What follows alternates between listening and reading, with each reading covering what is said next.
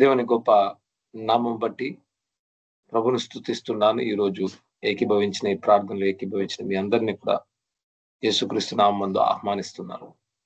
கர்த்தருடைய மகா பெரிய நாமத்துக்கு மகிமை உண்டாகட்டும். இன்றைக்கு இந்த ஜெபத்திலும் இந்த கூட்டத்திலே இந்த ஆன்லைன்ல கலந்து கொண்டிருக்கிற உங்களை எல்லாரையும் கூட கர்த்தராகிய యేసుவின் నామத்தினால అన్బోడు வரவேற்கிறேன்.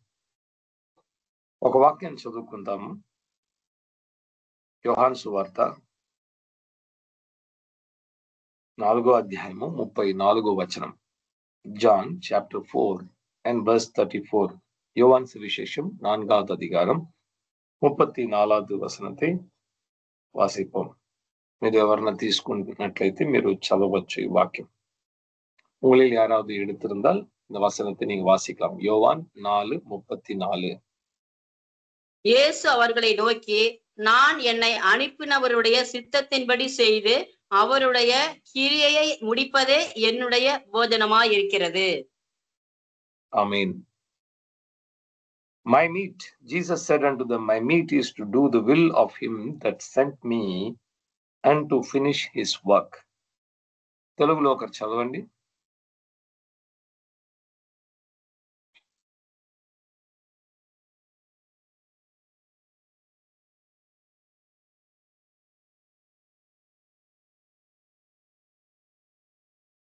ఎవరు లేరా? పాస్టర్ ఒకసారి ఇంకోసారి చెప్తారండి. John chapter 4 verse 34. 4:34. Okay pastor, ఒక్క నిమిషం పాస్టర్. యేసు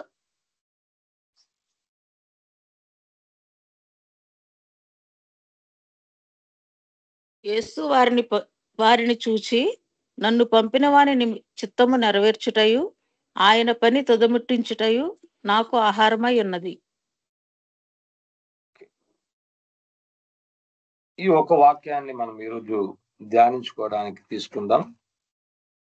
యేసు వారిని చూసి, నన్ను పంపించిన వాని యొక్క క్రియలు చేయడానికి, ఆయన పనిని తుదముట్టించడానికి నేను ఉన్నాను, అతని చిత్తమును చేయుటయే నా ఆహారము అని కూడా చెప్పాడు. నన్ను పంపిన వాని చిత్తము నెరవేర్చుటయు ఆయన పని తుదముట్టించుటయు నాకు ஆகாரமై ఉన్నది.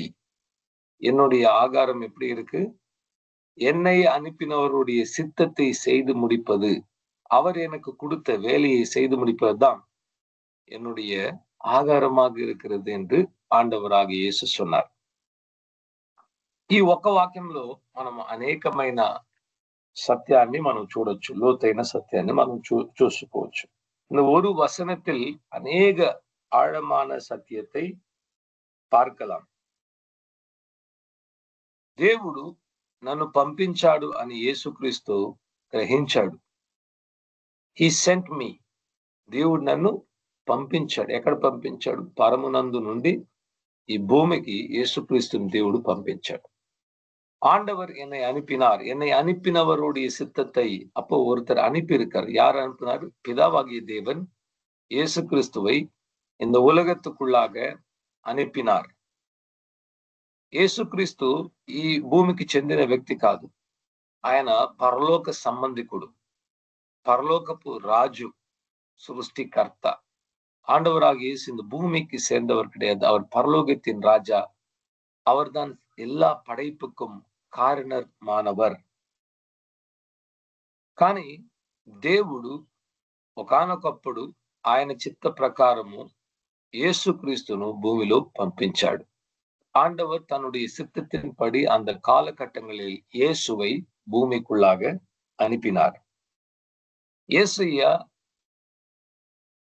ఈ ప్రపంచంలో జీవిస్తూ ఆయన సేవ చేసిన దినముల్లో ఆయన చెప్పిన మాట, నా ఆహారము నన్ను పంపిన వాని పనిని చేసి తుది ముట్టించుటయే నాకు ఆహారముగా ఉన్నది. My meat is to do the will of him that sent me and to finish his work.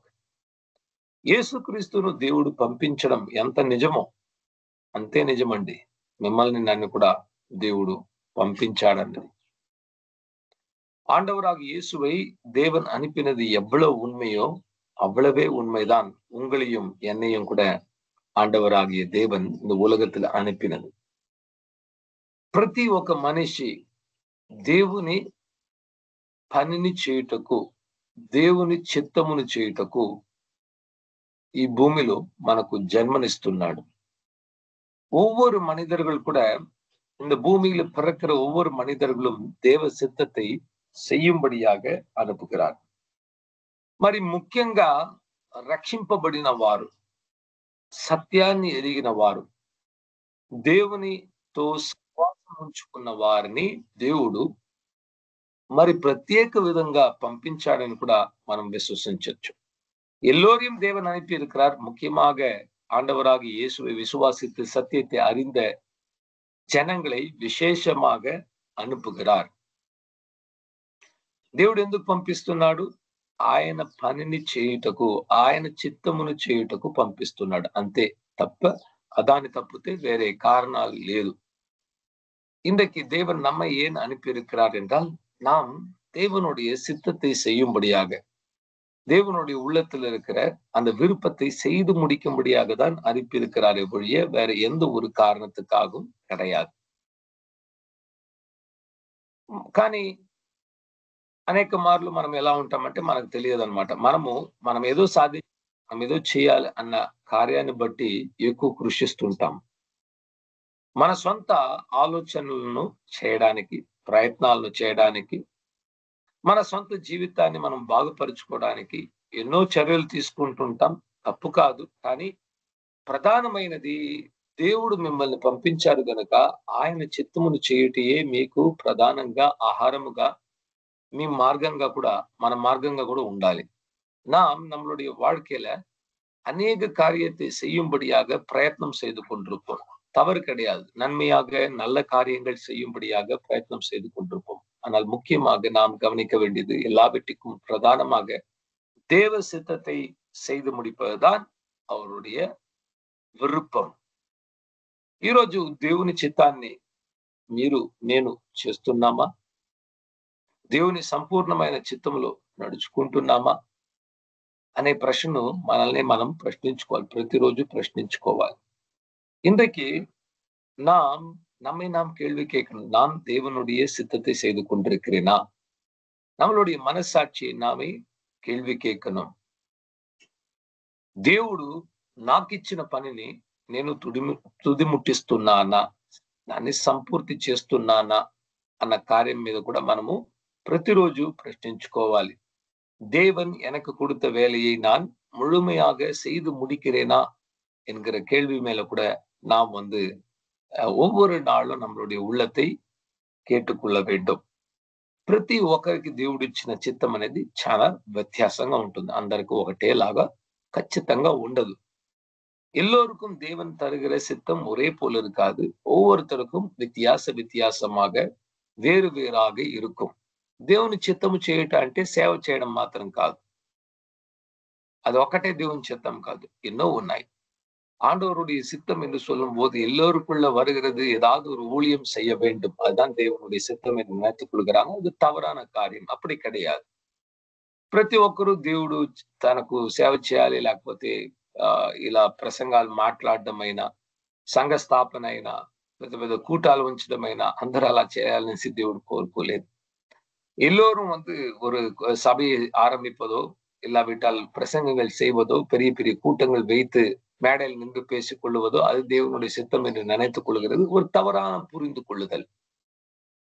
ఒక తల్లిదండ్రులు ఉన్నారనుకోండి, వాళ్ళకి నలుగురు బిడ్డలు అంటే నలుగురిని ఒకే విధంగా నడిపించిన నలుగురి జీవితంలో వీళ్ళ అభిప్రాయము, లేకపోతే వాళ్ళు ఎలా ఎదగాలి, ఎక్కడ వెళ్తే బాగుంటుందన్న వారి తల్లిదండ్రుల చిత్తం వచ్చి చాలా డిఫరెంట్, వేరేగా ఉంటుంది అనమాట. నలుగురిని ఒకటే రీతిగా ఇక్కడే వెళ్ళాలి, అలాగే ఉండాలని అనుకోరు. వారి వారి స్తోమతను బట్టి, వారి వారి ఇంట్రెస్ట్ ను బట్టి వీళ్ళు నిర్ణయించుకుంటారు. వీళ్ళు ఏం చదువుకోవాలి, ఎక్కడ ఉండాలి, ఎలా ఉండాలన్న దాన్ని కూడా నిర్ణయించుకుంటారు. ஒரு தாய் தகப்பனுக்கு 4 பிள்ளைகள் இருந்தாங்க வைத்துக் கொள்ளுங்க. எல்லாரையும் ஒரே மாதிரி பார்த்தாலும் 4 பிள்ளைக்கும் ஒரே படிப்பு, ஒரே இடம், ஒரே இதுல போட மாட்டாங்க. அவங்களுடைய விருப்பத்தின்படி அவங்களுடைய தாளந்துகளை பொறுத்து அப்பா அம்மா என்ன பண்ணுவாங்க, அவங்கள படிக்க வைக்கவோ, அவங்கள ஒரு இடத்துக்கு அனுப்பவோ, அவங்களுடைய வாழ்க்கையில ஒரு மாற்றங்களை கொண்டு வரவோ నిశ్చయமான ప్రయత్నంగా செய்வாங்க. బైబిల్ గ్రంథం మనకు చాలా చక్కగా బోధిస్తున్న ఒక పెద్ద సత్యం ఏంటంటే దేవుడు మన తండ్రి అయి ఉన్నాడు. నిజముగా యేసుక్రీస్తు నందు యేసుక్రీస్తును విశ్వసించినప్పుడు తండ్రియగు దేవుడు యేసుక్రీస్తு తండ్రి మనకు తండ్రిగా மாறாడు. நாம் உண்மையாக விசுவாசிக்கும் போது ஆண்டவராக இயேசு விசுவாசித்த உடனே பரலோகத்தில இருக்கிற இயேசு கிறிஸ்துவோடைய தகப்பனாகிய பிதா நமக்கும் அப்பாவாக தகப்பனாக மாறி இருக்கிறார். తండ్రి తన కుమారుని ఎలా పంపించాడో అదే విధంగా తండ్రి ఈరోజు తన కుమారులను కుమార్తెలను భూమి మీద పంపించాడు. பிதாவாகிய தேவன் எப்படி தன்னுடைய குமாரனாகிய இயேசுவை பூமியின் மேல் அனுப்பினாரோ அதே போல இன்றைக்கும் அந்த தகப்பன் இதே பூமியின் மேல் தன்னுடைய కుమారர்களையும் కుమార్తెகளையும் అనిపిరుக்கிறார். దేవుని దృష్టిలో తండ్రి దృష్టిలో ప్రతి ఒక్కరు విలువైన వారు, ఎవరు కూడా తక్కువ ఎవరు కూడా ఎక్కువ అనేసి ఎప్పుడు దేవుడు అటువంటి పక్షపాతం కలిగిన దేవుడు కాదు. ஆண்டவராகிய பிதா அவர் எந்த விதமான பட்சபாதம் இல்லாமல் எல்லோரையும் ஒரே போல பார்க்கிற நல்ல தகப்பன். మన ఒక్కొక్కరి జీవితంలో ఒక చిత్తాన్ని ఒక ఆశను తన హృదయంలో ఉంచుకుంటున్నాడు. நம்மளுடைய ஒவ்வொருத்தருடைய வாழ்க்கையில ஒரு சித்தத்தையும் ஒரு ஆசையும் தேவனாகிய பிதா தன்னுடைய உள்ளத்துல வைத்துக் கொண்டிருக்கிறார். మనం నెరవేర్చకపోయేటప్పుడు ఆయన మనసులో దుఃఖము, వేదన, బాధ, నిరాశ అనేది కూడా పుట్టుకొస్తుంది. நாம் நம்மளுடைய வாழ்க்கையில தேவ சித்தத்தை செய்யாமல் போகும்போது அவருடைய இதயத்துக்குள்ளாக வருத்தமும் வியாகுலமும் వేదనயும் అடைந்து దుఃఖపడుகிறார். ఒక చిన్న శిశువు పుట్టినప్పుడు ఆ శిశువు వచ్చి తాను చూసుకోలేక అన్నంత కింద పడేసి తినలేక నడవలేక లేచి లేచి పడే చిన్న బిడ్డగా ఉన్నప్పుడు ప్రయత్నిస్తుంటారు నడవడానికి. లేచి కొద్దిగా నడిచిన తర్వాత ఒక 6 నెలలు సంవత్సరం కింద పడి మరలా లేస్తుంటే తల్లిదండ్రులు చాలా సంతోషపడతారు. ఎందుకంటే అది మంచి డెవలప్మెంట్ అన్నమాట. పడిపోయి లేసుకోవడం మంచిది. కానీ 20 ఏళ్ళు అయినాక కూడా ఆ అబ్బాయి అమ్మాయి లేచి లేచి కిందకి పడిపోయి నడుస్తుంటే తల్లిదండ్రులకు ఎంత దుఃఖం అంటే అంత వేదన దుఃఖం ఉంటుంది. ఎందుకంటే ఇప్పుడు వచ్చి సరైన ఎదుగుదల లేకుండా ఆ బిడ్డ భవిష్యత్తు దెబ్బతీసింది అనమాట. ఈరోజు అనేక తల్లిదండ్రులు వారి బిడ్డలు వచ్చి మాట్లాడలేదు, నడవడం లేదు, చేసుకోవడం లేదు, తెలివిగా ఆలోచించడం లేదు అన్న కారణం బట్టి ఎంతో డబ్బు ఖర్చు పెట్టుకుంటున్నారు, కుమిలిపోతున్నారు, ఏడుస్తున్నారు. అదే విధంగా తండ్రియగు దేవుడు కూడా మనల్ని చూసి మనం పడిపోతుంటే మన వైపు కూడా కన్నీరు పెట్టుకుంటున్నాడు. இன்றைக்கு பாருங்க, ஒரு சின்ன பிள்ளையாக பிறந்து ஒரு 6 மாசத்துல நடக்க முடியாம கீழே எழுந்து நடந்தால் அப்பா அம்மா ரொம்ப சந்தோஷப்படுவாங்க, பிள்ளை நடக்க முயற்சி பண்ணிட்டாங்கன்னு சொல்லி. ஆனா 20 ஆண்டு முடிஞ்ச பிறகு கூட அந்த அந்த அந்த அந்த அவங்களுடைய பிள்ளை நடக்க முடியாம கீழே விழுந்து நடந்து கொண்டிருந்தா எவ்வளவு வேதனை இருக்குமோ அதே போலதான் పిదావాగియ దేవునకు இருக்கும். మనం మొట్టమొదటిగా రక్షణ పొందుకున్న ఆ సమయంలో కిందకి పడి పాపం చేసి లేచేసి పాపం చేసి ప్రభువా చేశాను, తప్పు చేశాను లేచినప్పుడు దేవుడు ఆనందించాడు. ఇదిగో నా కుమారుడు, నా కుమార్తె ఎదుగుతుంది. நாம் ஆரம்பத்தில் ரட்சிக்கப்பட்டு பாவத்தில் விழுந்து எழுந்து ஆண்டவரே என்னை కాపాற்றும் என்று சொல்லும்போது ఆండవర్ సంతోషపడ్డారు. అని రక్షణ పొందిన తరువాత 20 సంవత్సరాలు, 15 సంవత్సరాలు, 30 సంవత్సరాలు, 40 సంవత్సరాలైనా కూడా కింద పడి లేస్తుంటే దేవుడు చాలా దుఃఖిస్తున్నాడు. ఎందుకంటే ఆయన ఎదురు చూసింది మనం చక్కగా నిలబడి నడుచుకునే ఒక స్థితికి రావాలి అనేసి ఆయన ఎదురు చూశాడు. కానీ మనము అసలు అది చేయడం లేదు. పిదావాగియ దేవన్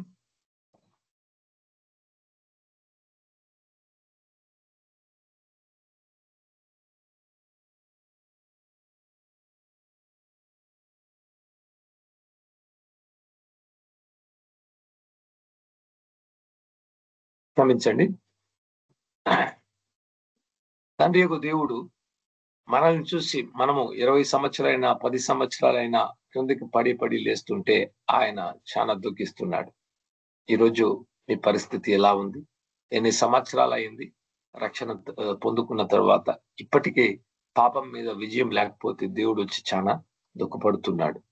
எத்தனை ஆண்டு ஆனது ரட்சிக்கப்பட்டு இன்றைக்கும் பாவத்தில் விழுந்து விழுந்து எழுந்து கொண்டிருந்தா தேவனுடைய பிதாவுடைய உள்ளம் வருத்தப்படுகிறது. 10 సంవత్సరాలు రక్షణ పొందిన అనుభవం కలిగిన వారుగా ఉంటే కూడా అనుమానం, ఏం అనుమానం? దేవుడు నన్ను ప్రేమిస్తున్నాడా లేదా? ప్రేమించడం లేదు నన్ను దేవుడు అని అలా చెప్తుంటే దేవుని మనసు ఎంతగా బాధపడుతుందో తెలుసా? 10 ஆண்டு ஆண்டவரோடு வாழ்ந்துட்டு கூட ஒரு சந்தேகம். என்ன சந்தேகம்? ஆண்டவர் என்னை நேசிக்கிறாரா இல்லையா எனக்கு தெரியலையே. அப்படிப்பட்டவங்களை பார்த்து ஆண்டவர் ரொம்பவும் துக்கப்படுகிறார். బైబిల్ గ్రంథంలో దేవుని, ముఖ్యంగా క్రొత్త నిబంధనలో దేవుని భక్తుల జీవితాన్ని చూస్తే దేవుని చిత్తము ఎలా ఉన్నిందనేసి మనము చూడగలుగుతున్నాం. வேத புத்தகத்தில் முக்கியமாக புதிய ஏற்பாட்டில் இருக்கிற பரிசுத்தவான்களுடைய வாழ்க்கையை பார்க்கும்போது அவருடைய சித்தம் எப்படியாக இருந்தது என்று நாம் பார்க்கலாம். ఈరోజు లోకం ఉంచిన స్టాండర్డ్ ఏంటంటే, లోకం ఉంచిన పద్ధతి, లోకము ఎదురు చూస్తున్న సక్సెస్ ఎలా ఉందంటే, ప్రతి దాంట్లో ఎదుగుతూ వెళ్తే బాగా సక్సెస్ఫుల్ గా ఉన్నామనేసి ప్రపంచమే మనకు చప్పట్లు కొట్టి మనల్ని వచ్చి உற்சாகப்படுస్తుంది. இன்னைக்கு உலகத்தில் இருக்கிற மனிதர்கள், உலகத்தில் இருக்கிற பண்பாடு எப்படி இருக்கிறது என்றால், எல்லாவற்றிலும் நாம் வளர்ந்து கொண்டு போனால் ஏதோ நல்ல ஒரு வாழ்க்கையை வாழ்ந்து கொண்டிருக்கிறார்கள் என்று உலகத்தில் இருக்கிறவர்கள் எல்லாம் కరఘోషం பண்ணி நம்மளை ఉత్సాహపడుతువారు. మంచిగా డబ్బులు సంపాదించుకోవాలి, మంచి ఆరోగ్యం ఉంచుకోవాలి, మంచి కుటుంబం కలిగి ఉండాలి, ప్రతి దాంట్లో సక్సెస్ఫుల్ ఆ ఒక్క విషయాన్ని ఈ లోకం కోరుకుంటుంది. అందరి మీద ఇలానే మీరు కూడా బ్రతకాలి అన్న ఒక నిర్బంధాన్ని కూడా ఈరోజు మోపుతూ ఉంది. వారు మనకు ఉంచుతున్న ఆ చిత్త ప్రకారము మనం కూడా ఎదగడానికి ప్రయత్నిస్తున్నాం. இந்த உலகத்துல ஒரு வழி இருக்கிறது, எல்லாவற்றிலும் எல்லோரும் வெற்றி பெற வேண்டும். அப்படி வெற்றி பெற்றால் அது ஒரு பெரிய விஷயமாக எண்ணி நாம கூட அவங்க என்ன சில பலவந்தம் செய்து நாம் நம்மளை நிர்பந்தம் செய்து அந்த வெற்றியின் పాదైకులాగా పోగணும் என்று சொல்லுகிறார். బైబిల్ గ్రంథంలో కూడా పాత నిబంధనలో చూసినప్పుడు, కొత్త నిబంధనలో కూడా చూసినప్పుడు దేవుడు మనం ప్రతి విషయంలో విజయం పొందిన వారుగా ఉండాలన్నది దేవుని చిత్తము. வேதத்தில் நாம் பார்க்கும்போது கூட பழைய ஏற்பாட்டிலும் புதிய ஏற்பாட்டிலும் நாம் எல்லாவற்றிலும் நாம் வெற்றி சிறந்தவர்களாக இருக்க வேண்டும் என்று தேவன் విரும்புகிறார். అయినప్పటికీ కొన్ని సందర్భాల్లో యేసుక్రీస్తు నిమిత్తము, సువార్త నిమిత్తము శ్రమ నొందుట కూడా దేవుని చిత్తముగా ఉంది.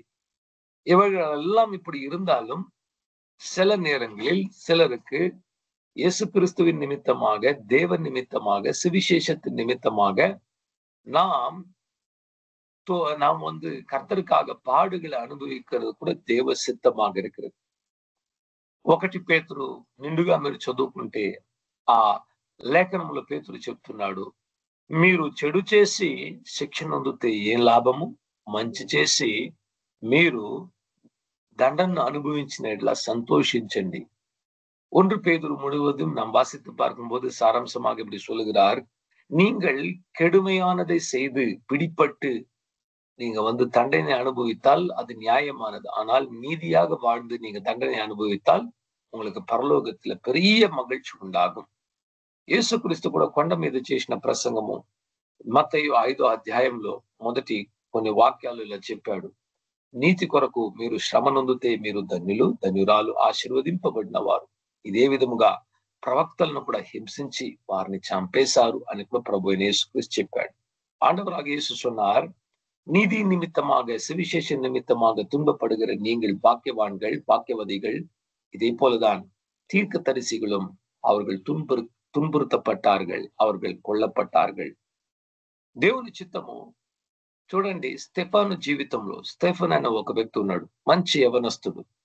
అటువంటి ఆ యవనస్తుని జీవితం ఎలా జరిగిందంటే, చివరికి హతసాక్షిగా మారిపోయాడు. మొట్టమొదటి హతసాక్షి సంఘము ప్రారంభించిన తరువాత சபை ஆரம்பித்ததுக்கு பிறகு முதல் ரத்த సాక్షిயான విధై வந்து స్టెఫాన్ ఎన్கிற ஒரு వాలిబన్. ఇప్పుడు స్టెఫన్ తీసుకొచ్చి లోకంలో ఉన్న వారికి చెప్తే వాళ్ళు ఏం చెప్తారు? పిచ్చోడు, ప్రాణాన్ని కోల్పోయాడు, మూఢ నమ్మకంతో. ఏసే మార్గము అని చెప్పే ఆ విషయంలో ఎందుకు అలా చెప్పాలి? ఎందుకంటే అలా చేయాలి? ప్రాణాన్ని కోల్పోయాడు, అసలు జీవితంలో దేన్ని అనుభవించాడు, దేన్ని సంపాదించుకున్నాడు, అసలు ఏం సంపాదించుకోలేదు అని కూడా మనము స్టెఫన్ జీవితం చూస్తే ఓడిపోయిన జీవితము, பராஜயம் పొందిన జీవితం వలె మనము అనుకుంటున్నాం. ஸ்டெஃபானுடைய வாழ்க்கை பாருங்க. அவர் வந்து முதல் ரத்த சாட்சியாக மாறியதுனால உலகமே அவரை சொல்லும் பைத்தியக்காரன். அவனுடைய வாழ்க்கையை விட்டு விட்டார். இயேசு என்கிற யாரோ ஒருத்தர் அவர்தான் கர்த்தர் என்று சொல்லி அதற்காக அவனுடைய ஜீவனை கொடுத்து விட்டானே என்று சொல்லி தோல்வி அடைந்தான் என்று சொல்லுவார். కానీ ప్రభు అయిన యేసుక్రీస్తు అయితే స్టెఫను మరణిస్తున్న ఆ వేళలో మోకాళ్ళు వంగి పరలోకం వైపు చూస్తూ, ఇదిగో దేవుని కుమారుడు మేఘాల మీద నిలబడుకున్నాడు, ఆయన సింహాసనం ఎదుట నిలబడుకొని స్టెఫాన్ని ఆహ్వానిస్తున్నాడు, తీసుకోవడానికి రా, త్వరగా నా వైపుకు వచ్చేసే అనేసి తీసుకుంటున్నాడు. ஸ்டெஃபான் அடிக்கப்பட்டு கொல்லப்படுகிற நேரத்தில் வானம் திறக்கப்பட்டு தேவகுமாரனாக இயேசு கிறிஸ்து வானத்தின் மேல் நிற்கிறதை பார்த்தான். அவர் ரெண்டு கையை நீட்டி வா என்னண்டே வா என்று கூப்பிடுகிறார். స్టెఫను జీవితంలో అదే దేవుని చిత్తము. అతడు హతసాక్షిగా మరణించి మొట్టమొదటి విత్తనముగా సంఘాన్ని, ఆత్మలు సంపాదించుకోవడానికి ప్రతి హతసాక్షి యొక్క రక్తం వచ్చి అది ఒక సీడ్స్ ఆఫ్ సోల్స్, ఒక మంచి విత్తనములాగా విత్తబడి మంచి కోతను తీసుకొస్తుంది. ஒவ்வொரு ரத்த சாட்சியுடைய ரத்தம் இந்த பூமியின் மேல் சிந்தப்படும் போது அது ஒரு விதையாக மாறுகிறது. நல்ல ஒரு விதை நல்ல ஒரு இடத்துல விழுந்து அநேக జనங்களை రక్షించుకుబడియాగ கொண்டு வருகிறது. దేవుని చిత్తము ఇలా కూడా ఉంటుంది అన్న విషయాన్ని మనం తెలుసుకోవాలి. శ్రమల్లో కూడా దేవుని చిత్తం ఉంటుంది. సువార్త కొరకు మనం వచ్చి నింద, అవమానము అనుభవించడం కూడా దేవుని చిత్తమై ఉంటుంది. క్రీస్తు మన కొరకై శ్రమ నొందిన విధముగా ఆయన కొరకై మనం శ్రమ నొందుట కూడా మనకి ఎంతో లాభకరము, ఎంతో గొప్పతనము. ఆ రోజుల్లో అపోస్తులు వారు శ్రమ నొందినప్పుడు క్రీస్తు కొరకు మేము కూడా శ్రమ నొందుటకు దేవుడు మమ్మల్ని అర్హులుగా ఎన్నుకున్నాడు అనేసి సంతోషించారు, హర్షించారు, గంభీరంగా పాడుకున్నారు. அந்த நாட்கள்ல அப்போஸ்தலர்கள் வந்து அவர்கள் துன்புறுத்தப்பட்ட வேளையில இதோ இயேசு கிறிஸ்துவுக்காக நாங்களும் துன்பம் பெறும்படியாக தேவன் எங்களையும் தேர்ந்தெடுத்தார் என்று சந்தோஷப்பட்டார்கள், மகிழ்ச்சியாக இருந்தார்கள், பாடல்களை பாடினார்கள். యేసుక్రీస్తు నిమిత్తము నింద అనుభవించటము ఒక వ్యక్తికి అది ఎంతో గొప్ప భాగ్యం. దేవుడు ఇవ్వాలి అవకాశం. ஆண்டவராக இயேசு கிறிஸ்துவுக்காக ஒரு அவமானத்தையும் ஒரு வேதனையும் அனுபவிக்கிறது ஒரு பெரிய ஒரு பாக்கியம். அந்த భాగ్యத்தை நாம் పెట్టుకొள்ள நமకు கொடுத்து వెచ్చిరుకును நான் சொல்லணும். కానీ ఈ రోజైతే మనము భయపడిపోతున్నాము. ఏమవుతుందో ఏదవుతుందో మన జీవితాన్ని కాపాడుకోవడానికి ఎక్కువ ప్రయత్నాలు చేస్తున్నాం. ஆனா இன்றைக்கு என்ன ஆகுமோ என்ன நடக்குமோ என்று சொல்லி நம்மளுடைய வாழ்க்கையை பாதுகாக்கும்படியாக நாம் అనేక ముయర్చిகளை செய்கிறோம். ప్రభు యేసుక్రీస్తులా చెప్పాడు, ఒక వ్యక్తి తన ప్రాణాన్ని కాపాడుకోవడానికి ప్రయత్నించినడలా ఆ ప్రాణం వచ్చి కోల్పోతాడు. ఎవడైతే తన ప్రాణాన్ని నా నిమిత్తము, సువార్త నిమిత్తము దారబోస్తాడు వాడు తన సొంత జీవితాన్ని కనుక్కుంటాడు. எவன் தன்னுடைய ஜீவனை பாதுகாத்துக் கொள்ளணும் நினைக்கிறானோ அவன் அந்த ஜீவனை இழந்து போவான். எவன் என் நிமித்தமாகவும் சுவிசேஷ நிமித்தமாகவும் இந்த ஜீவனை இழந்து போகிறானோ அவனுக்காக நித்திய ஜீவன் ఆయత్తమాయి இருக்கிறது என்று கூட ఆండవరాగ యేసు சொல்லுகிறார். లోకము చెప్పేది ఒకటి, యేసే చెప్పేది ఎదురుగా ఉంది, దానికి మారుగా ఉంది. உலகம் சொல்லுகிறதுக்கும் ஆண்டவராக இயேசு சொல்லுகிறதுக்கும் நிறைய వ్యత్యాసமாக இருக்கிறது. ఈరోజు మనము మన జీవితంలో ఇతరులాగా మన జీవితం లేదంటే పర్లేదు, అలా ఉండాలని అవసరం లేదు. ఇతరులు అలా ఉన్నారండి, నేను కూడా అలా ఉండాలి అని అనుకోవడం పొరపాటు. மற்றவர்களை பார்த்து மற்றவங்களை போல என்னுடைய வாழ்க்கையும் இப்படிதான் இருக்க வேண்டும் என்று நினைப்பது அது தவறான காரியம். ஏன் அப்படிதான் இருக்கணும் என்று నిனைக்கிறீంగో? దేవుడు మిమ్మల్ని వ్యత్యాసంగా ఉంచాడు. మీ జీవిత శైలి వచ్చి వేరే రకము, వేరే మార్గంలో తీసుకెళ్తున్నాడు. అందరూ ఒకటే మార్గంలో వెళ్ళరు కదా. ఒక స్థలానికి చేరుకోవాలంటే వారు వెళ్ళే డెస్టినేషన్ బట్టి ఆ స్థలము, ఆ వెళ్ళే మార్గం వేరేగా ఉంటుంది. ஒவ்வொருத்தரும் போய் சேர வேண்டிய ஊரு, அவங்க சேர வேண்டிய இடத்தை பொறுத்து அவங்க போகிற వழి వ్యత్యాసంగా இருக்கும். కొందరు వెళ్ళే మార్గము చక్కటి మార్గంగా ఉంటుంది. ఎటువంటి ముళ్ళు ఉండదు, ఎటువంటి బాధ ఉండదు, చక్కటి రోడ్లు వెళ్ళి చేరుకుంటారు.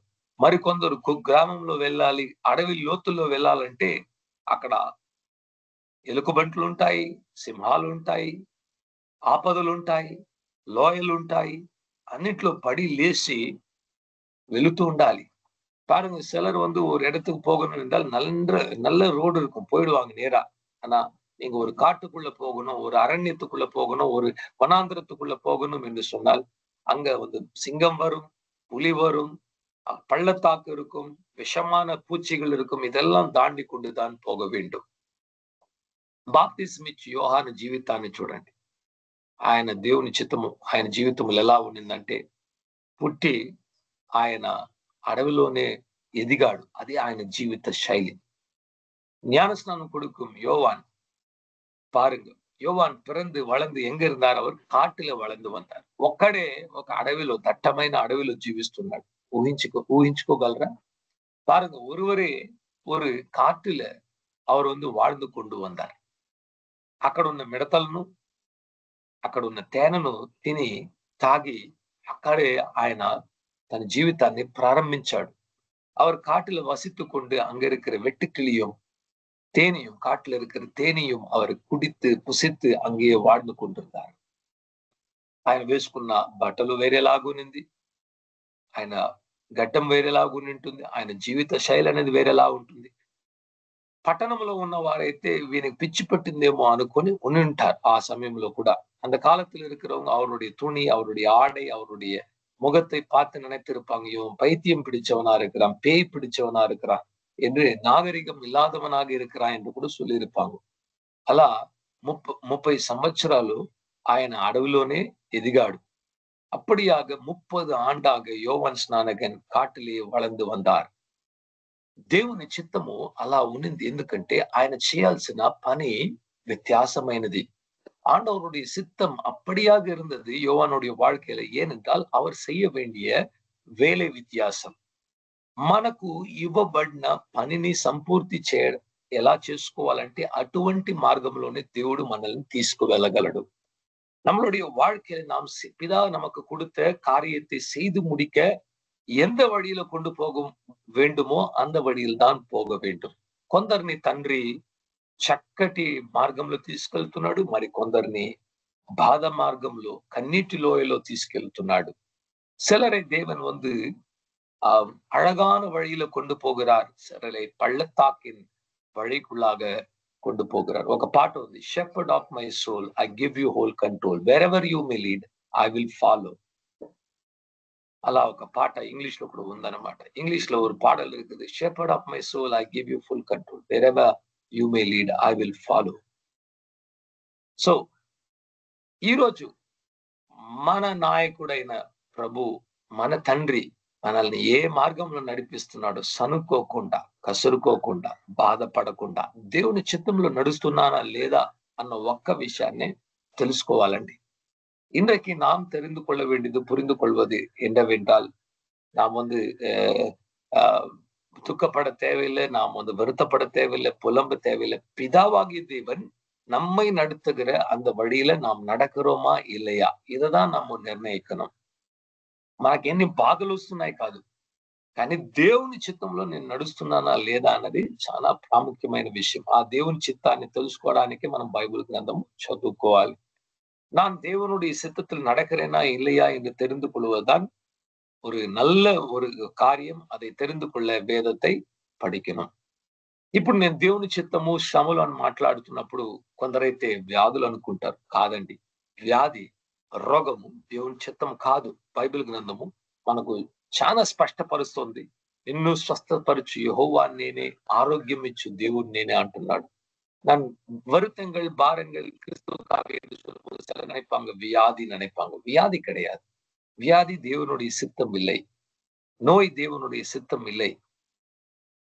అలా వ్యాధి దేవుని చిత్తమైపోయి ఉంటే అది ఒక శ్రమగా మనం భావించినట్లా ప్రపంచంలో ఉన్న ప్రతి ఒక్కరు కూడా శ్రమ పొందుతున్నారు. అనేకులకు డయాబెటీస్ ఉంది, క్యాన్సర్ ఉంది, ఎయిడ్స్ ఉంది, ఎన్నెన్నో రోగాలు ఉన్నాయి, హాస్పిటల్ అంతా నిండుకుని ఉంది. అప్పుడు వాళ్ళందరూ దేవుని కొరకు శ్రమ నొందుతున్నారంటే లేదు. పాపము వల్ల వచ్చినవే ரோகமும் கூட. பாருங்க, ஒருவேளை நாம் நினைக்கிற மாதிரி நோய் வந்து தேவனுடைய சித்தமாக இல்லை காட்டி தேவனுக்காக படுகிற பாடாக இருந்தால் இன்னைக்கு உலகத்தில் இருக்கிற எல்லாருக்கும் பலவிதமான நோய் இருக்குது. ஒரு மனுஷனுக்குள்ளாகவே சுகரு, பிபி, ஹார்ட் ப்ராப்ளம் எல்லாமே இருக்குது. அது தேவனுடைய சித்தம் கிடையாது. அது தேவனுக்காக நாம் అనుభవిக்கிற పాడుகள் கிடையாது. మరి దేవుని కొరకు శ్రమ అంటే డబ్బులు లేకుండా దారిద్ర్యంలో ఉండడం దేవుని కొరకు శ్రమిస్తున్నాం అనుకుంటే పొరపాటు. అలా కాదు. దేవుని చిత్తము సమృద్ధిని ఇవ్వడము. ஆண்டவருடைய சித்தம். இப்போது நாம் வந்து ஒரு పట్టాకుறையில் இருக்கிறோம் என்றால் అది దేవునుடைய సిద్ధం கிடையாது. ఈ లోకంలో ఉన్న అనేకులు కూడా మనకంటే చాలా దారిద్ర్యంగా ఉన్నారు. విగ్రహాలు పూజించే వారు కూడా దారిద్ర్యంలో ఉన్నారు. యేసయ్యను తెలుసుకోని వారు కూడా దారిద్ర్యంలో తినడానికి తిండి లేకుండా కన్నీళ్లు పెట్టుకుంటున్నారు. అప్పుడు వాళ్ళు శ్రమ నొందుతున్నారా? దేవుని కొరకైతే లేదు. అటువంటి శ్రమ కాదు. கர்த்தருக்கு அறியாதவங்க கூட இன்றைக்கு விக்கிர ஆராதனை செய்யறவங்க கூட அவங்க கையில காசு இல்லாம சாப்பிட உணவில்லாம கஷ்டப்படுகிறாங்க. அப்போ அது கிடையாது கர்த்தருக்காக పడుகிற కష్టం. நம்ம దేవుని కొరకు మనం అనుభవించే శ్రమ అంటే పరిశుద్ధంగా జీవిస్తున్నారు. ఆ కారణం బట్టి మిమ్మల్ని ఇతరులు ద్వేషిస్తున్నారంటే అది దేవుని కొరకు మనం పొందుకునే శ్రమ. கர்த்தருக்காக நாம் பெறுகிற பாடு என்று சொன்னால் நாம் பரிசுத்தமா வாழும்போது மற்றவர்கள் நம்மை வெறுக்கிறார்கள். அது దేవునికాగ நாம் అనుభవిக்கிறது. యేసుక్రీస్తు సువార్త చెప్పడం కొరకు, ఆయన మార్గంలో నడుచుకున్నట్టు కొరకు పన్ను వదులుకుంటే, ఇల్లును వదులుకుంటే, కుటుంబాన్ని వదులుకుంటే, అడవిల్లో లోయల్లో వెళ్ళి నడుస్తూ ప్రతిరోజు తండ్రి చిత్తాన్ని చేస్తే అది దేవుని కొరకు పడిన శ్రమ అయిపోతుంది. கிறிஸ்துவுக்காகவும் தேவனுடைய வேலைக்காகவும் ஒருவன் தன்னுடைய வேலையும் தன்னுடைய பணத்தையும் குடும்பத்தையும் எல்லாவற்றையும் இழந்து காடுகளிலும் வனாந்தரங்களிலும் பள்ளத்தாக்குகளிலும் குகைகளுக்குள்ளாக நடந்து தேவனுடைய சித்தத்தை செய்வான் என்றால் అది దేవునికాగ పడుగిற పాడు. సాధు సుందర్ సింగ్ అనే దేవుని భక్తుడు ఉన్నాడు. మన అందరికి తెలుసు. మన భారతదేశంలో పంజాబ్ లో పుట్టి పెరిగాడు. ఆయన ఇల్లు ఇప్పటికీ ఉంది. ఆ ఇంటిని వచ్చి ఒక లైబ్రరీ లాగా చేస్తున్నారు. ఆయన క్రీస్తు నిమిత్తము అనేక శ్రమలు అనుభవించాడు అనమాట. అనేక సార్లు కొట్టబడ్డాడు, చెరసాల్లో వేయబడ్డాడు, ఖండించారు, సువార్త చెప్పకూడదని గద్దించారు, వారి ఇంటి వాళ్ళు చంపడానికి ప్రయత్నించారు. అంతగా శ్రమించి ఆయన జీవించిన కాలం చాలా గొప్ప, పెద్ద ఆయుష్ కాలం ఏం కాదు. 33 సంవత్సరాలు, 34 సంవత్సరాలు అంతే అండి. కానీ ఈ రోజు వరకు సాధు సుందర్ సింగ్ పేరు వింటే క్రైస్తవుల హృదయంలో ఒక వణుకు, ఒక భక్తి, ఒక వైరాగ్యము, ఒక దేవుని భయము. అబ్బా, అంత గొప్ప భక్తుడు అన్న ఒక ఫీలింగ్ మనలో కలుగుతుందంటే ఆయన జీవితం అంతగా అది తేజస్సుగా మారి యేసుక్రీస్తు వలె మారింది కనుక ఆయన పొందిన శ్రమల్లోనే క్రీస్తును ఎక్కువ చూపించాడు. ఎవరి మీద గొడవ చేయలేదు, ఎవరు కొడితే వారి మీద తిరిగి దాడి చేయలేదు. ప్రతిదీ దేవుని చిత్తం అని అంగీకరించి ఒప్పుకొని అనుభవించాడు. சாது சுந்தர் சிங் என்கிற தேவனுடைய பக்தனுடைய பேரை நீங்க கேட்டிருப்பீங்க. அவர் வாழ்ந்த நாட்கள் நீண்ட என்ன ஆயுசு நாள்லாம் இல்லை, 34 வயது தான். ஆனால் 34 வயதுல வாழ்ந்த அந்த வாழ்க்கை இன்றைக்கு வரைக்கும் கிறிஸ்துவ ஜனத்தையும் கிறிஸ்தவர்களையும் அந்த பேரு கேட்ட உடனே நமக்கு ஒரு பயம் உண்டாகிறது. அந்த பேரை கேட்ட உடனே நமக்கு ஒரு பக்தி உண்டாகிறது. அந்த பேரை கேட்ட உடனே அவர் பட்ட பாடுகளை பார்த்தப்பா யாரும் இப்படி செய்ய முடியாது என்கிற ஒரு உணர்வு நமக்குள்ளாக ஏற்படுகிறது. அவ்வளவாக அவர் பாடுகள் படுகிறது మూలமாக దేవ సిద్ధத்தை செய்து முடித்தார். సాధు సుందర్ సింగ్ అనే వ్యక్తి జీవితంలో దేవుని చిత్తం ఏంటంటే ఆయనకి ఇవ్వబడిన ఆయుష్కాలం 34. ఆయన చేయవలసిన పని టిబెట్ ఆ భాగంలో కొండ ప్రాంతాల్లో సేవ చేయాలని దేవుడు ఆయన జీవితంలో నియమించాడు. ఆయన యేసయ్య చెప్పిన విధంగా నా తండ్రి నన్ను పంపించిన వాని చిత్తము చేయుటయే నాకు ఆహారము, ఆయన పనిని తుది ముట్టించుటయే ఆయన చేసి ఆయన వెళ్ళిపోయాడు. ఆయన ఎక్కడ వెళ్ళాడు? చనిపోయాడా? కనబడకుండా పోయాడా? ఏం తెలియదండి. ఆయన సమాధి కూడా లేదు ఈ రోజు వరకు. ఎక్కడ దేవుడు తీసుకెళ్లిపోయాడని కొందరు చెప్తున్నారు. హానోకును తీసుకెళ్ళినట్లు తీసుకెళ్లిపోయాడని చెప్తున్నారు. తీసుకెళ్లిపోయి ఉండొచ్చు. అంత ప్రేమగా నడిస్తే దేవుడు రా వచ్చేసి పరలోకంలో అని తీసుకెళ్లిపోయి ఉంటాడు. ఎవరికేం తెలుసు? నేను చెప్పడం లేదు తీసుకెళ్లాడని. అలా కూడా జరిగి ఉండొచ్చు. కొందరైతే అలా నమ్ముతున్నారు. దేవుడు అతన్ని తీసుకెళ్లాడు, వేరేదో కార్యాలు చేయడానికి మరలా తీసుకొస్తాడంటున్నారు.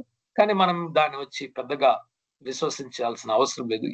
ఏదెట్లయితే కూడా ఆయన చనిపోయి ఉండొచ్చు, హతసాక్షిగా మరణించుండొచ్చు. కానీ ఆయన జీవితంలో దేవుని చిత్తం అంతే. అతన్ని పెట్టుకొని నువ్వు వచ్చి సంపాదించుకోలేదేంటి, నువ్వు వచ్చి ఇల్లు కట్టుకోలేదేంటి, నువ్వు వచ్చి ఇది చేయలేదు, అది చేయలేదు, పెద్ద భవనం కట్టుకోలేదు, పెద్ద సంఘం నిర్మించలేదంటే ఆయన సంఘ స్థాపన చేయలేదు. దేవుని చిత్తంలో లేదు. అందరూ ఒకటే చేయాలనుకోవడమే పొరపాటు. వారికి ఇవ్వబడిన పనిని పూర్తి చేయడమే దేవుని చిత్తము.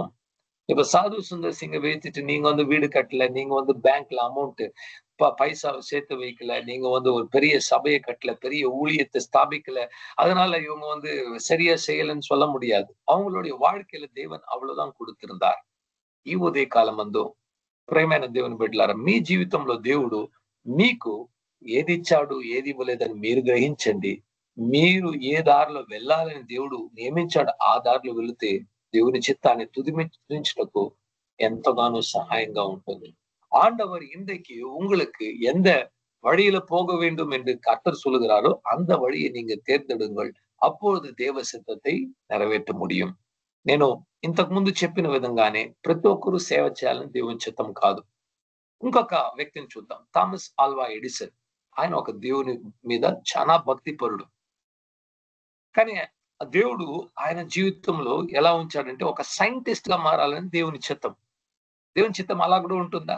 అవునండి, ఉంటుంది. ఒక మంచి డాక్టర్ గా మారడం దేవుని చిత్తం, ఒక మంచి సైంటిస్ట్ గా మారడం దేవుని చిత్తం, ఒక మంచి టీచర్ గా మారడం దేవుని చిత్తం. కొందరికైతే ఒక మంచి భర్తగా మారడం, ఒక మంచి తల్లిగా మారడం కూడా జీవన చిత్తంగా ఉంటుంది. ప్రతిదీ దేవుని చిత్తమే. మనం చేయాల్సిన మన వంతు, మన రోల్ దేవుని చిత్తంలో ఏది ఉందో அதே మనం చేయాలి. ஆண்டவருடைய சித்தம் ஒரு சயின்டிஸ்டா மாறுறதாக இருக்கும், ஒரு நல்ல டாக்டரா மாறுகிறதாக இருக்கும், ஒரு நல்ல ஒரு டீச்சரா மாறுகிறதா இருக்கும். ஏன் ஒரு நல்ல ஒரு கணவனாக, ஒரு நல்ல ஒரு மனைவியாக, ஒரு நல்ல ஒரு தாயாக, తగపనాக இருப்பது కూడా దేవునుடைய సిద్ధం దానే.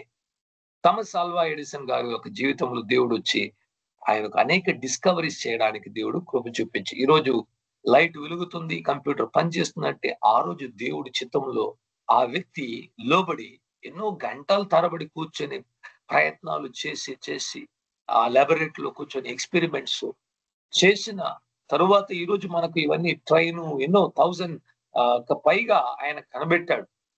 ఈరోజు సువార్త ఎక్కువ స్థలానికి వెళ్ళడానికి కూడా ఈ టెక్నాలజీ లేకపోతే వెళ్ళేది కాదు. దేవుని చిత్తంలో ఆయన కూడా పనిచేశాడు. సాధు సుందర్ సింగ్ ఎంతగా దేవుని చిత్తం చేశాడో అంతగానే థామస్ ఆల్వా ఎడిసన్ గారు కూడా దేవుని చిత్తాన్ని వేరే రకంగా చేశాడు. అంతే. అలాగే మనం అర్థం చేసుకోవాలి. ఒకటే విధంగా చూడకూడదు. ஒரே பக்கமா பார்க்க கூடாது. சாது சுந்தர் சிங் எவ்வளவா கிறிஸ்துவுக்காக பாடுபட்டு தேவ சித்தத்தை செய்தாரோ அதே போலதான் தாமஸ் ஆல்வா எடிசனும் தேவ சித்தத்தை செய்து முடித்தார். ఇంకొక ఉదాహరణ జాన్ వెస్లీ. పాతకాలంలో మెథడిస్ట్ సంఘాన్ని ప్రారంభించిన ఒక సంఘ స్థాపకుడు జాన్ వెస్లీ.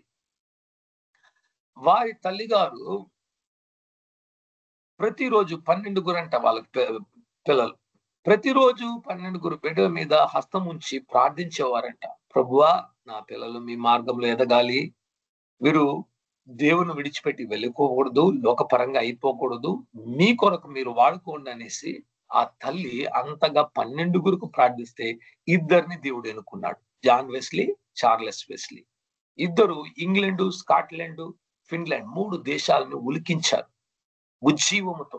జాన్ వెస్లీ గారు అయితే గుర్రము తీసుకొని, నల్లటి గుర్రము తీసుకొని గుర్రం మీద వెళ్ళేవాడంట సువార్త ప్రకటించడానికి. ఎక్కడ సువార్త ప్రకటించాడు జాన్ వెస్లీ? మనలాగా సంఘాల్లో 4 గోడల మధ్యలో కాదు, సంతలో వెళ్ళి సువార్తను ప్రకటించాడు. అక్కడ డ్రామాస్ జరుగుతుంటే సువార్తను వెళ్ళి ప్రకటించాడు. పట్టణాల్లో నిలబడుకొని సువార్తను ప్రకటించాడు. ఆయన కొట్టడానికి వచ్చారు, రాళ్ళు రూవారు, ఎన్నో ఇబ్బందులు ఎదుర్కొన్నాడు. కానీ ఆయన వెళ్ళి నిలబడుకుంటే 100 కొలది ప్రజలు వచ్చి చుట్టుకునే వాళ్ళంట వినడానికి, మాటలు మాట్లాడుతుంటే మారు మనసు పొంది కింద దొర్లి ఏడ్చి, అయ్యో నేను పాపిని, దేవా నన్ను క్షమించు అనేసి కూడా ప్రజలు లేచి వచ్చేవారంట.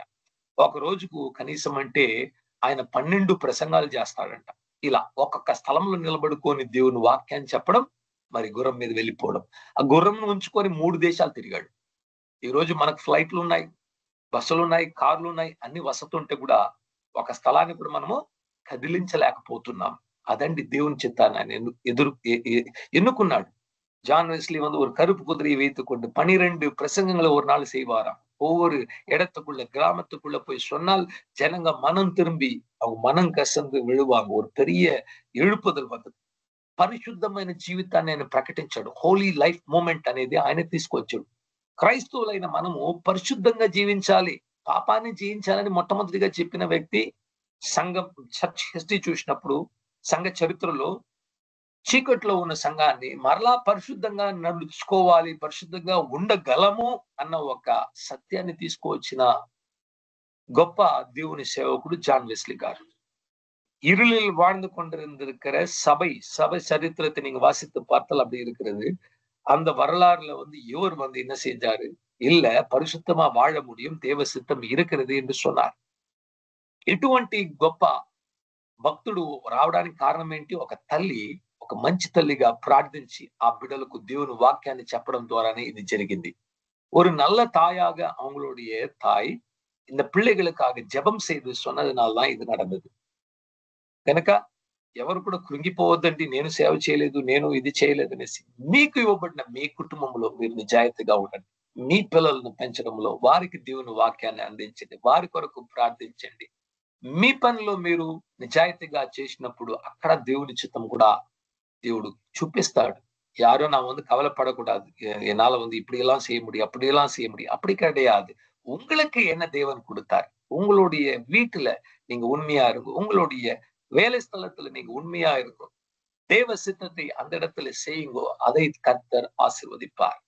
ఇప్పుడు మనము ఇతరులను చూసి స్ఫూర్తిని పొందొచ్చు కానీ ఇతరుల వలె మారాలని అనుకోవడం చాలా చాలా పెద్ద పెద్ద పొరపాటు. నాకు అనేక సంవత్సరాలు తీసుకుంది ఇది అర్థం చేసుకోవడానికి. ఎవరి వల్లే నేను మారడానికి లేదు. నన్ను దేవుడు ఏ విధంగా మార్చనే ఉన్నాడు, ఆ మార్గంలో వెళ్ళి క్రీస్తు సారూప్యంలో మారడానికి నేను ఉన్నానే కానీ సాధు సుందర్ సింగ్ లాగా మారడానికో, థామస్ ఆల్వా ఎడిసన్ గారి లాగా మారడానికో, లేకపోతే ఈదర్ XYZ పర్సన్ ఎంత గొప్ప వ్యక్తిగా ఉంటే కూడా అతని వలె మారిపోవాలని ఆశించడం లేదు. యేసుక్రీస్తు వలె నేను మారడానికి దేవుడు తండ్రి ఏ మార్గంలో నన్ను నడిపిస్తున్నాడో ఆ మార్గంలో నడుచుకుంటే నాకు విడుదల కలుగుతుంది. ஆண்டவராகிய இயேசு கிறிஸ்துவை போல நான் மாறுகிறதற்கு தேவனாகிய பிதா என்னை எந்த வழியில அனுப்புகிறாரோ அந்த வழியில போகும்போதுதான் என்னுடைய வாழ்க்கையில ஒரு பெரிய மாற்றம் வரும் என்று కూడా அறிந்து கொள்கிறேன்.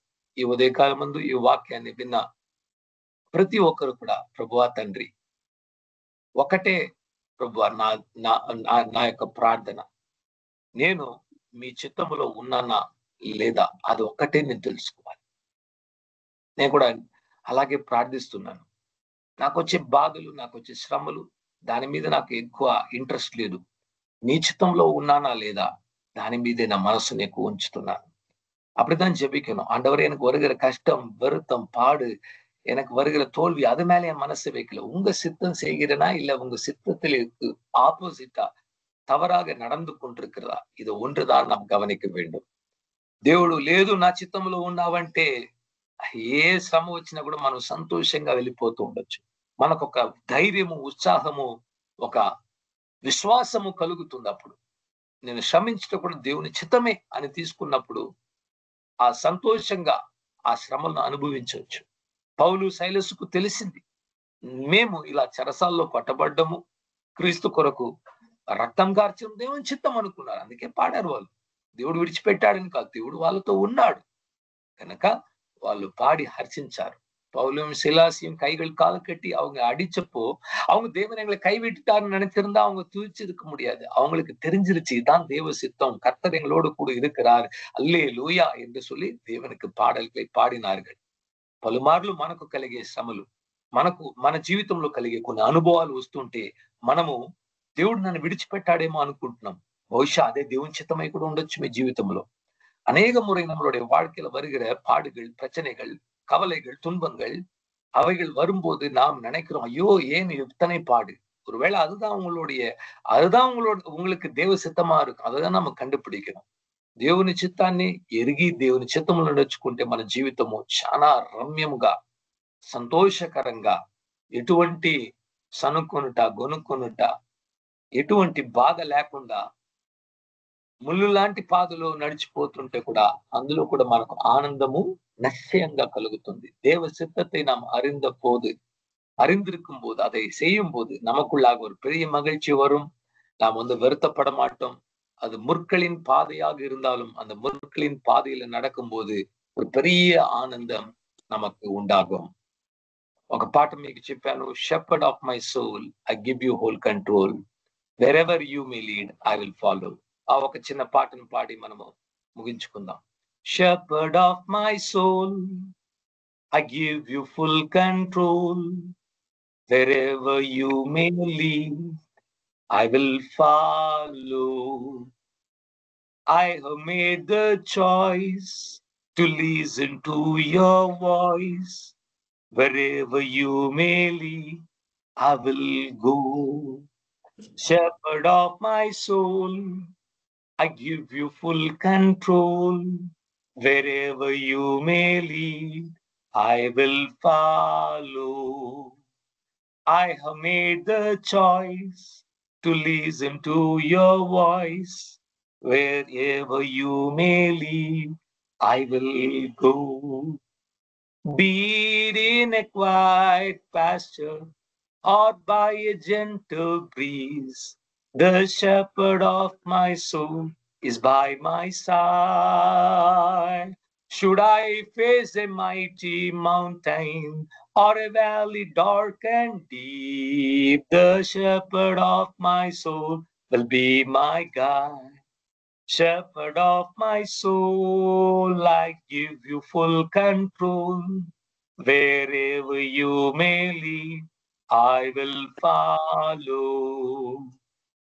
I have made the choice to listen to your voice. Wherever you may lead, I will go. Be it in a quiet pasture or by a gentle breeze, the shepherd of my soul is by my side. And should I face a mighty mountain or a valley dark and deep, the shepherd of my soul will be my guide. Finally, shepherd of my soul, I give you full control. Wherever you may lead, I will follow. I have made a choice to listen to your voice. Wherever you may lead, I will go. Wherever you may lead, I will go. Praise the Lord. దేవుడు అందరిని దీవించును గాక. దేవుడు మనల్ని ఎక్కడ నడిపించినా, అది మంచి స్థలములో అయినా, శ్రమల పాదలో అయినా, మన దేవుడు యెహోవా మనకు కాపరిగా ఉన్నాడు. ఎటువంటి లేమి మనకు கலகது. கர்த்தர் நமக்கு மெய்ப்பராக இருக்கிறார். நாம் தாட்சியடையோம். அவர் நல்ல புல்லுள்ள இடங்களில் நடத்தினாலும் காப்பாற்றுவார். வேதனையான பாதையின் கண்ணீரின் பாதையில் போனாலும் காப்பாற்றுவார். God bless you. கர்த்தர் எல்லாரையும் ஆசீர்வதிப்பாராக.